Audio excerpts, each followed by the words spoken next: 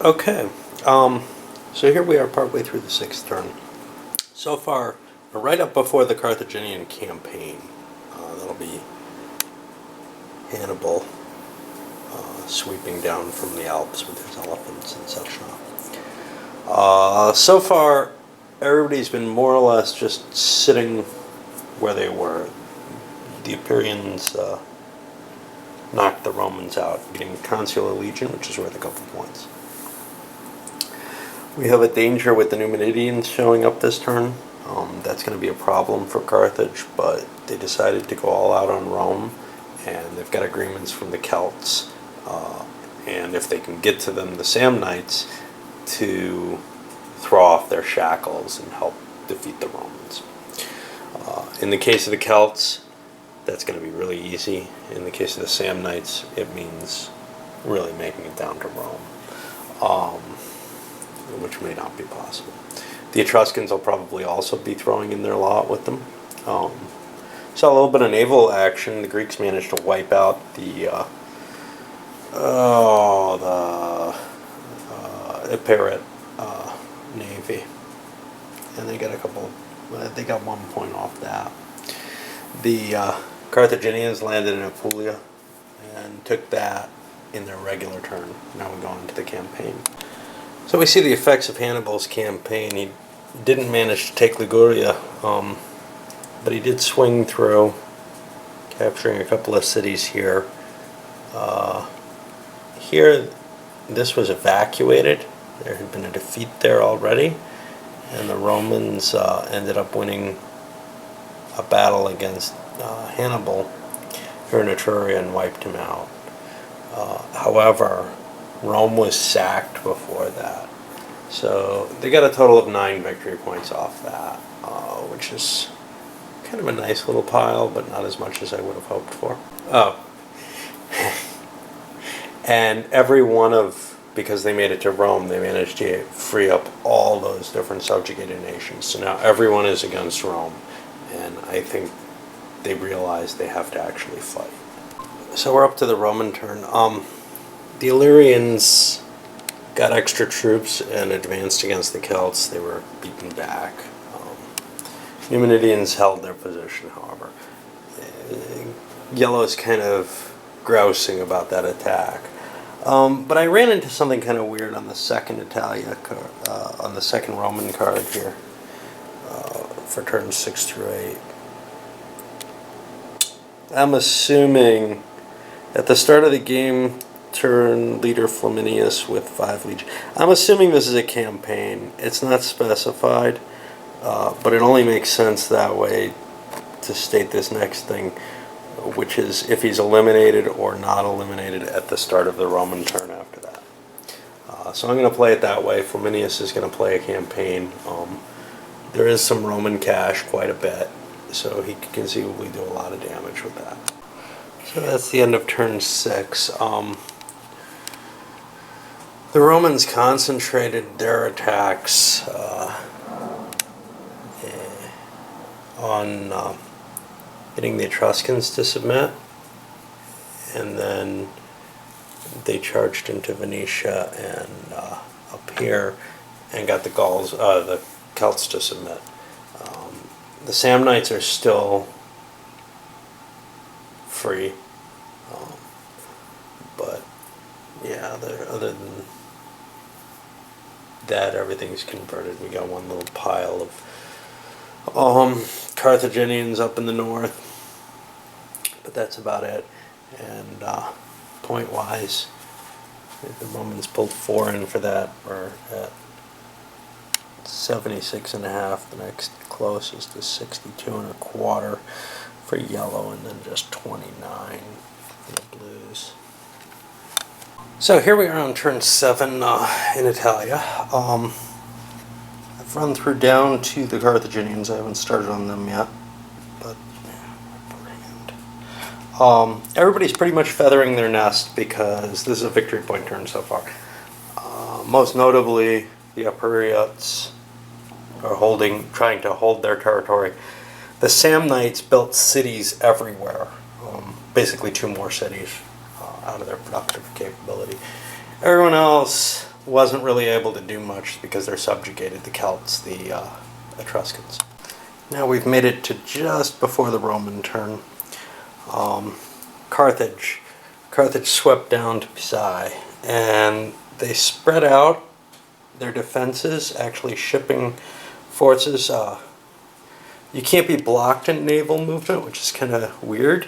So they set out from Apulia and landed in Tripolitania and defended that heavily. But as you can see, the Numidians, who had kind of have a leader and additional forces that came in automatically for the turn, ended up sweeping them out of most of the things and pillaging the city.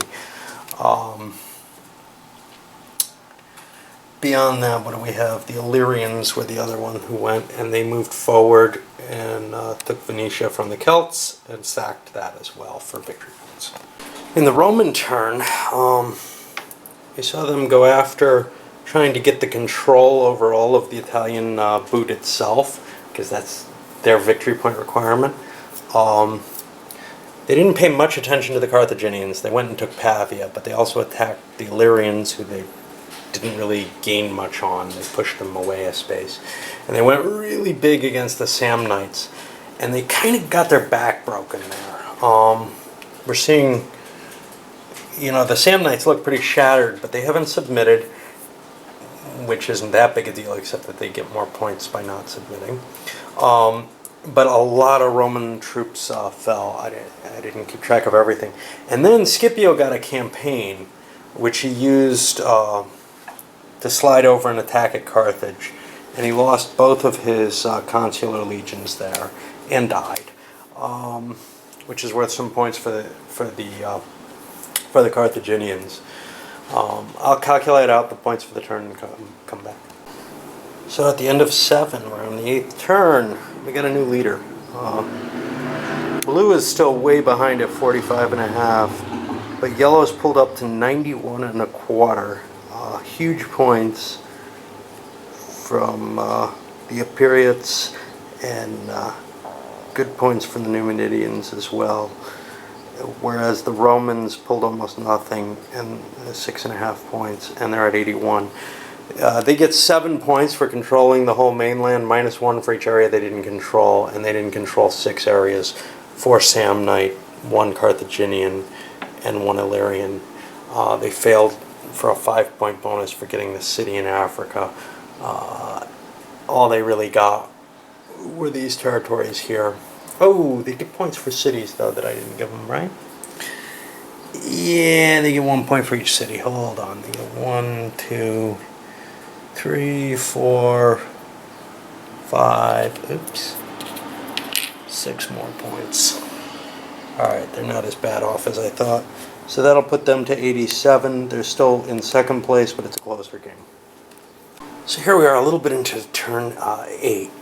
And the frightening rumor of the Cimbri, who are coming in, has driven the Celts down all the way over here. Now, the Etruscans show the weakness of the former Roman strategy, and they've spread out and grabbed all the cities that Rome evacuated on their last turn, and that's very, very bad. They can't actually go to Rome. It's illegal for them to stay in Rome until, I think, turn 10 is the first turn where somebody else can capture Rome permanently. Also have this Etruscan fleet, which I think I'm going to sail around to there. But that's a real mistake by the Romans there to allow the Etruscans freedom. Now, they're still subjugated, but that's going to be, that makes it even worse. The Romans can't take it back unless the Etruscans revolt. So the Epiriots, Samnites, and Carthaginians basically strengthened their defenses. The Carthaginians actually brought forces down, including their elephant, by navy, and landed here. But as you can see, there are no Carthaginians left in Africa. That's because the Numidians took everything out. Now they scored a huge 17 points, making them a clear leader right now at the end of the Numidian turn, just because of the territories that they grabbed in Africa and the casualties that they caused to the Carthaginians. Very clearly they're in the lead at this point. and other players are going to have to focus on knocking them back. So we're still in turn 8, and I played the Illyrians, which didn't do much. They just stood where they are. But then I played the Cimbri, and they swept down and grabbed significant points, grabbing territory through their campaign and wiping out as many Celts as they could. They grabbed 11.5 points, which is nowhere near enough to do any good. But now I come to the Roman turn, and I haven't started it yet. Marius is going to get a campaign, but before that the Romans get their normal turn. And I'm just looking at the victory conditions for this turn, which I haven't looked at before. Let's see where it is.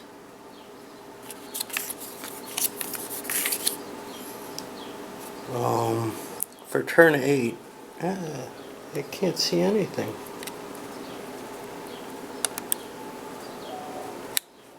Okay. I don't know what's going on here. Wow, I was zoomed way in. Okay. Sorry about that, folks. So, for turn 8, okay, they get points for controlling all of Italy, like before, and they're going to have to do something to get that, because now they're facing not only the Samnites, who they haven't yet gotten to subjugate, but they're also facing the Cimbri, who are just all over the place, and they've got to deal also with the Carthaginians. Now they get bonus points for wiping those last Carthaginians out. That's worth 5 points for them. And so far it's sounding kind of good. You know, Sicily, well, they're not going to get that. -1 for each Numidian and Cimbri unit on the game board. Ouch. They're probably going to pull negative points this turn, and -1 for each rune anywhere on the board. Well, there aren't a lot of ruins. There's only one in Rome, and they can fix that one. But, oh boy, they can't take out both the Numidians and the Cimbri, so it's going to be a harsh turn for them. Okay, so that's the end of 8, and the Romans used their campaign to try to wipe out the Cimbri, which is kind of weird because it's yellow that's in the lead, but they couldn't bring their navy. They were out of position over here, and they really couldn't get the fleet into place to make an invasion of Africa. So the only real option was force the Samnites to submit, which they succeeded in doing, although they did gain 1 territory on the Samnites. And then attack the Cimbri with as much as they could, well, taking the Carthaginians out of the game as well. So Carthage is wiped out, except no, they're completely wiped out. And they're a bag race, as one of my buddies used to put it. The Cimbri took some definite losses there. But they managed to wipe out Marius up in the far north in the final battle. The Samnites took a couple losses. Victory point wise, the end of it was a wash for the Romans. They're still at 87 points. They gained 3 for casualties they caused and lost 3 primarily because of all those Numidians down here. The Numidians gained 17 points, bringing yellow up to 108.25. Romans at 87. And then 11.5 for the Cimbri, which brings blue up to 57. Alright, I'm going to wrap this one, and the 9th and 10th turns are sort of the next stage in the game. The 10th is especially weird because it's just a series of campaigns, and I haven't really looked at how it works, but it should be very different from how the rest of the game works.